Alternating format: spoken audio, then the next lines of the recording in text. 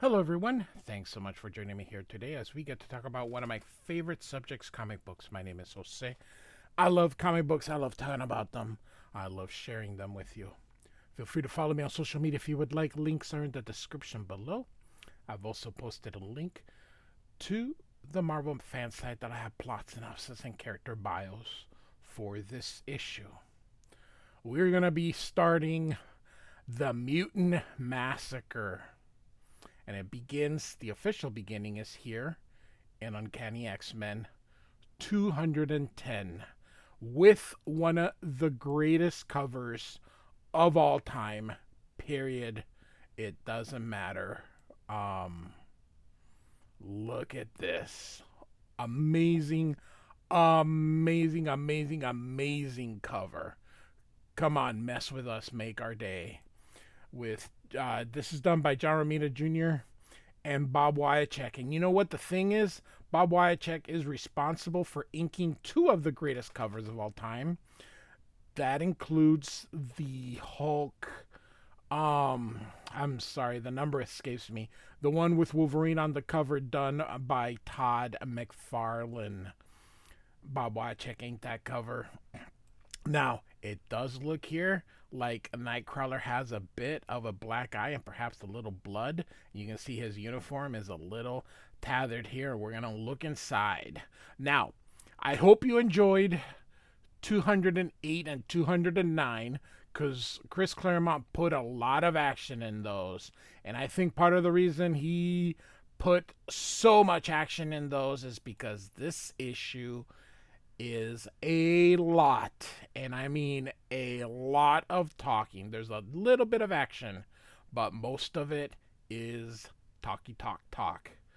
Man, this cover is friggin' amazing, and I could do a whole video just looking at this cover, but I won't. We're gonna get inside and start with the fun. So, Los Angeles.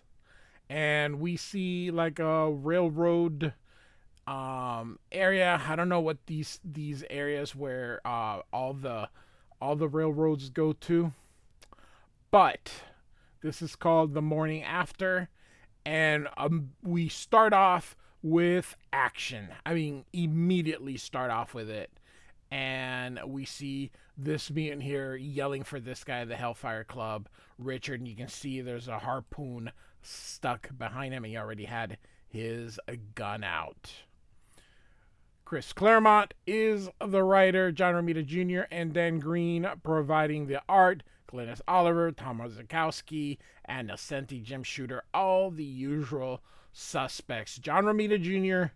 has one more issue after this, and then the dude is gone from the X-Men.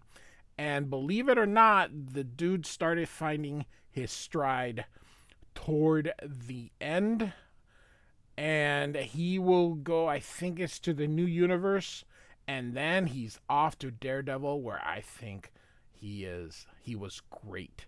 And I would love to see him return to Daredevil. He seems to do really good with Daredevil and the Punisher, which is funny because he had the shortest runs compared to X-Men and Spider-Man. So, all right. And so you can see this harpoon is electrocuting him, and it lets us know his name is Richard Salmon, age 27. And Chris Claremont gives us a bit of exposition about him. And she's like, he's dead. And he goes, not yet. And he's whispering here or yelling or talking softly. Help me. Take my hand, Tommy. Give me my gun. Please, Tommy, please. Together we have a chance. Together we can still beat the odds. You run on your own. We're both done. And of course, what is she gonna do? See ya. And she says, please. And she says, I can't. And so she's one of the Morlocks from the tunnels and ran away with one of the Hellfire Club people. And she lets us know, I'm so far from home. I don't know this city. No tunnels, like under Manhattan. Nowhere to hide. I thought it would be such a great adventure in wandering the whole country. Who's after me? Why'd they want to kill me? I don't want to die. Now, real quick, this dude was in uniform, and you don't think that in a cross country trip he would be dressed out of the Hellfire Club, but Chris Claremont wanted us to see a member of the Hellfire Club hooking up with a mutant because he probably thought it was funny. But the fact that the dude is still dressed, even though they went on a cross country adventure. So, anyway, she goes, I don't want to die, and I like her in silhouette here. And so he's going to try to reach for the gun, and we got Scalp Hunter here. Well, we don't know that it's Scalp Hunter yet, but it is Scalp Hunter. And he says, naughty, naughty, chum, no more guns for you, as he puts his foot on the hand. And I love the dry brush for the shadow. And he says, no more anything. And he says, your mistake. Kill me. My employer's Hellfire Club will pay you back in kind. And he says, you're welcome to try. They'll get the same as you. Now, real quick, he has his foot on his hand. It shouldn't be this far high, but okay. And we see here Arclight, I think this is. This is Harpoon, who threw the harpoon. We got Scalp Hunter, and I don't remember the other ones, but they'll be revealed next. One of them is Riptide. So anyway. So there's the gunshot, and she thinks of Richard. I'm so tired, don't know what to do, where to turn. That train, it's leaving. If I can get aboard this freight car without being spotted. The door is shut and locked, but of course she's a mutant and slips right through. And so she folds and makes her way through. And she thinks she's okay, and she lets us know how scared she is and how Richard had saved her and all that kind of stuff. So, and so of course they know where she is. Here they are. This is really well done. Incredible storytelling that you just don't see in today's era. And they know she's in the fifth car, and they go, take her now. And he says here, later, according to the boss's plan. Don't fret, Marauders. Before we're through, we'll have our share of kills and then some. I hope Malice is having as much fun with her assignment in San Francisco. And of course, this is Dazzler, who is incognita because everybody found out she's a mutant, and she's like one of the backup singers for Leela Cheney, who happens to be the girlfriend of oh my god, the girlfriend of from the New Mutants. Oh, Cannonball. There we go. So this guy asks if she needs a hand, and he says, I'm stronger than I look. A nice price product of being a mutant. And so she goes, I can't believe we struck this whole set in a night. And he goes, you'll get used to it, love. Work's pretty much done. Time for the band to party. And she says, I'll pass. And so the band that plays together, if you get my meaning. I do. Some other time, says Dazzler. You're not a solo act anymore, Allison. You're part of a group. You can't keep acting like an outsider. And she says, I'm bushed, Kono. I just want to be left alone to crash on the bus. Is that a crime? Take a hint, guys. Later, okay? So they, of course, know that she's Dazzler, but of course Leela Cheney is like a mutant as well, so they don't mind. So, and so she's looking at herself, having dyed her hair black. And, you know, the fact that everybody knows that she's a mutant. I'm narrating because, as I told you, this thing is chock full of words. And we'll be here an hour if I have to read you everything. As she looks at the reflection. And if you remember, here is Malice. And Malice will play a big part coming up. But for now, we're just going to get a hint of her. And so she's telling her, you know, you're the star, you know, starting to play tricks with her. And finally, she says, get away. And she's alone now. and she wonders if it was a hallucination, perhaps a demon, and she's so tired and fatigued. And so hopefully if she gets some sleep, she'll feel better. And now we're back to New York, and Rogue is fresh off the battle of the previous issue, and everybody's looking at her. And so she's looking for Phoenix, and then this is the headquarters of X Factor. So she's flying around, kind of giving us again stuff and filling in for all the stuff that has happened. And a lot of words and a lot of words. And so these window cleaners, the scaffold thing here is giving away. She catches it, clears it so it doesn't hit pedestrians, and then goes and catches these two guys. And of course, this guy wants a kiss, but of course, they can't because she can't touch him or she'll knock him down and all that kind of stuff. So she's flying through, takes a look at her reflection, and she goes, "Oh my goodness, I look horrible." So she's gonna go into a department store and try on some clothes. The funny thing is, she's all stinky, sweaty, and dirty, so you'd think she would have taken a shower first. And so she's buying some stuff. This one puts on makeup on her. And this guy is saying, "Hey, what are you doing here?" Because they recognize her. And he's like, "Mutie, you don't belong in a decent store among decent human people." And this guy's like, "What?" And she goes, "She means me." And then she's like, um, "Can I see the other shade of lipstick?" And he's like, "You can't ignore me, Mutie." And Rogue says, "Want to bet? I'm calling X Factor." And she says, "Be my guest. Who are they?" And she, of course, says, "You'll find out when they take care of you." And of course, this guy's like, "Hey, you talk to the lady, or you talk nice to the lady, or answer to me." Of course, this is the guy that got saved. He's like, "I beg your pardon." "No, you beg hers. She saved me." And then he's like, "You ignorant little." And he's like, "Want to make something of it?" And of course, they're like, "This is Bloomingdale's." And suddenly she's gone, and she's like, "Oh, whatever." Um, she doesn't want to fight with anybody, and of course sees this, and she's like, "I better tell Storm about this." And so at the mansion here, a lot of talking people. So at the mansion here, Colossus is sees his sister Ileana Magic, and she's visiting Colossus and looking at his drawings, and of course, um, sees this drawing of Kitty here. And so remember that Kitty Pryde and Colossus used to date. Also remember, I have or some of you, this may be your first video. I do have a playlist where I started with Classic X-Men #1 and worked all the way up to now.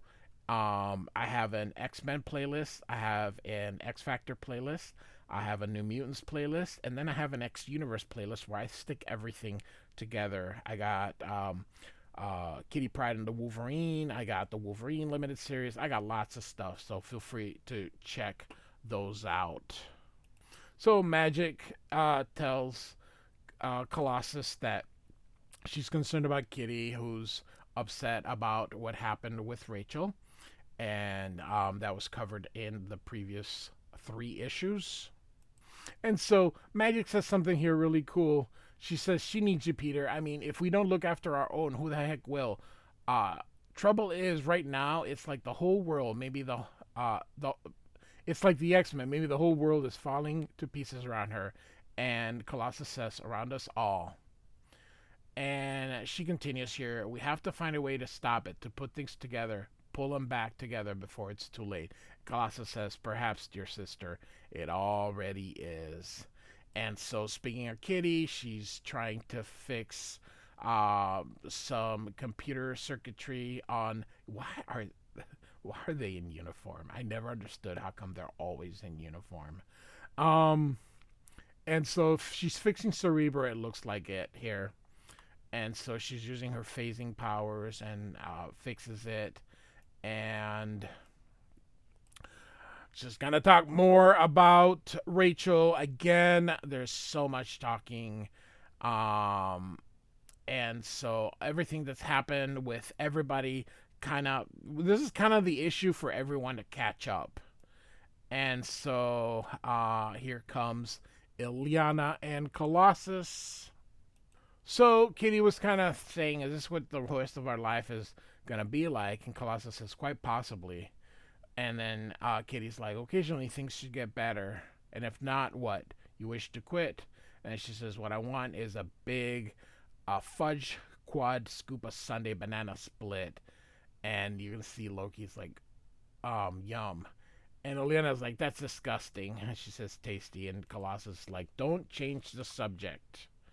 And of course, she's like, Rachel deserved better, yada, yada, yada. Again, all covered before. We're just kind of getting all this stuff out of the way because the Mutant Massacre is going to happen and a lot of things are going to change starting next issue is what I call the next evolution of the X-Men, and it really starts in Uncanny X-Men 211. So this is sort of Chris Claremont having to finish with a lot of stuff between Colossus and Kitty because he is and well really get some things with Kitty because a lot of things are going to change like I said next year too. So here Magneto, and I say Magneto not Magneto, shows up and he uses his powers to change his clothes. Now this scene here we're gonna see an X Factor number 9 I believe. So we're gonna see that scene there. And so police are interviewing X Factor, who happens to be the original X-Men. And of course, the Magneto recognizes them and thinks that's Madeline Pryor, does not know Jean Grey is back. And of course, they see him and recognize him. So he goes into the club, and it's kind of funny that number one, they thought of taking him on, but they figure that there's too many people and it's not worth it. And they said, look, he's entering the Hellfire Club. Figures, what better place for a villain than among his own kind? And then Magneto thinks here, I do not believe it. Charles' original students, the first X-Men, hunting down, incarcerating, and destroying their fellow mutants. How could they have betrayed their heritage? Xavier's ideal. So they both think the other one turned heel when in reality neither has. And so he is meeting the Lord's Cardinal, and they want him to be the White King. So essentially join the inner circle. So we have the Black Queen, Selene, the White Queen, whose name escapes me at this moment, but she's gonna get it on with Cyclops in the future. Emma Frost, and then of course we got the Black King, who is Sebastian Shaw, and then this is Tessa, who is like his computer person. She's incredibly intelligent, a tactician, and so here he formally invites him, and Magneto says, "You must be joking. Was it only last night, Shaw, that you and your consort, the Black Queen, attempted to slay the X-Men? And Emma Frost, the White Queen, has often tried to suborn my novice students, the New Mutants." And of course, Selene says, "Shaw and I acted in self-defense, Magneto. Your renegade X-Men Phoenix tried to murder me." And of course, he says, "No doubt, with good reasons." And Shaw says, "Patience, everyone." And so we get a ton of words here. And so he says, we have been enemies. We were enemies last night, but we banded together for survival. There's too many dangers, including X Factor, out there. We need to come together, but if you refuse, we will not lift a finger to aid you. So basically, this is the only way that they'll help. And so Shaw says something very good here. He says, "You consider us villains, we consider you fools. Those days, those labels must be cast aside. Ours is an alliance of necessity. For only in unity is there true strength. Alone we can be eliminated one by one by X Factor, by the government's Freedom Force, that robot Nimrod. We may all hang together, Magneto, but I guarantee we haven't a prayer of enduring separately. And he says, a most tempting offer shall I and the X-Men shall consider it. Now, real quick, this thread will not be picked up again in the X-Men. It will continue, though, in the New Mutants. So, this thread, although introduced in the X-Men, Chris Claremont will not revisit it in the X-Men. So, here we go. The crowd is going, there's a mutie, kill him. And we are in some docks by the Hudson River. And of course, they're chasing Nightcrawler. Hey, who happens to be out of uniform of all times. And so he's not able to teleport. And he's reminiscent of the mob in Germany that try to kill him. And so here comes the X-Men. Well, here comes Colossus, Kitty Pryde, and Liliana, I guess. And they see all the stuff here.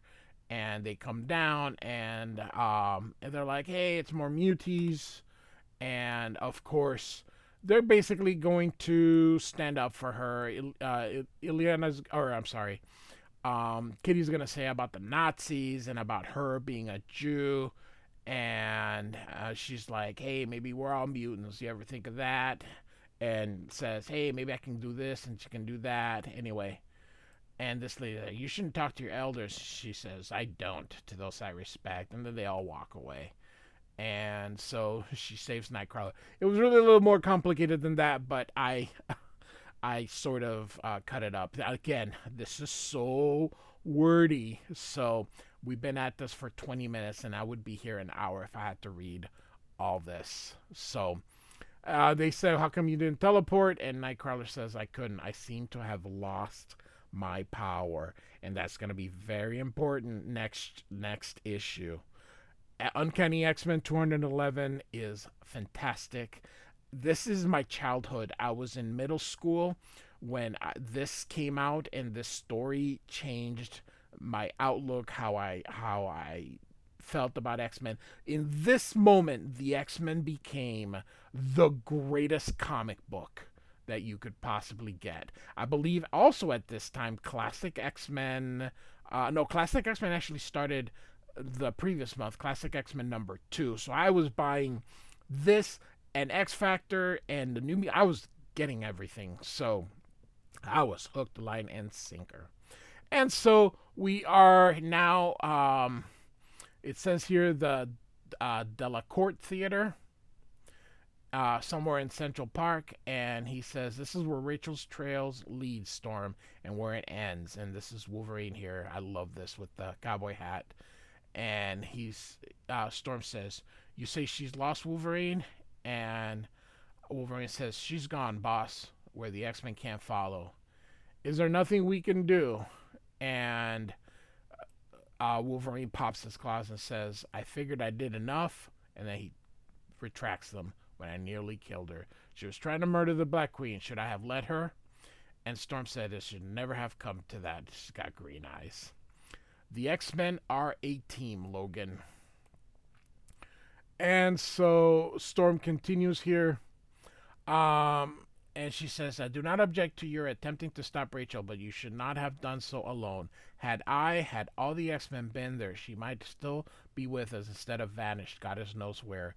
If we are a team, my friend, and I am its leader, I must have your trust, and when required, your obedience. And Wolverine says, all my life, darling, I've been a loner. Oh, that's probably true, but he's been with the X-Men for years.